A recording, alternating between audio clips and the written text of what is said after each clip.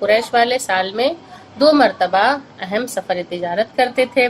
سردیوں میں یمن کی طرف اور گرمیوں میں شام کی طرف۔ اس کی فضیلت کے بارے میں رسول خدا صلی اللہ علیہ وآلہ وسلم نے ارشاد فرمایا ہے کہ جو سورہ قریش کی تلاوت کرتا ہے اسے خانہ کعبہ کا طواف کرنے اور اعتکاف کرنے کی تعداد سے 10 گنا زیادہ ثواب دیتا ہے پروردگار عالم۔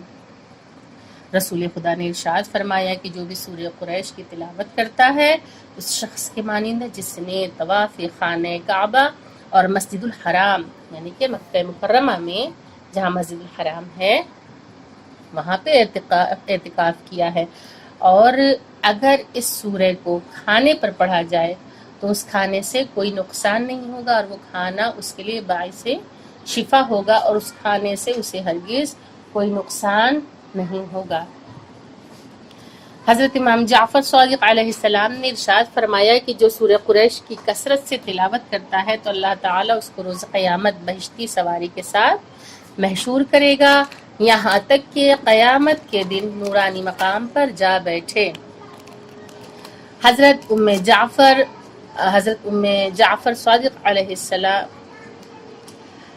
حضرت امام جعفر صادق علیہ السلام یہاں پہ آپ لوگوں کا تھوڑا سا اس میں PDF میں کہیں کہیں ایسا ہو جاتا ہے کہ مسٹیکس ہوتی ہیں، تو اس کو بھی درست کر لیجئے، کیونکہ ام جعفر نہیں ہے بلکہ امام جعفر صادق علیہ السلام ہے۔ امام جعفر صادق علیہ السلام کا ارشاد ہے کہ جو سورہ قریش کو کھانے پر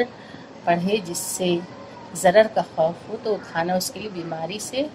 شفا ہو جائے گا، یعنی وہ اسے فائدہ پہنچائے گا، اور اگر کسی پانی پر یہ سورہ دم کیا جائے اور اس پانی کو مریض پر چھڑکا جائے تو اس کا مرض، اس کی بیماری دور ہو جائے گی۔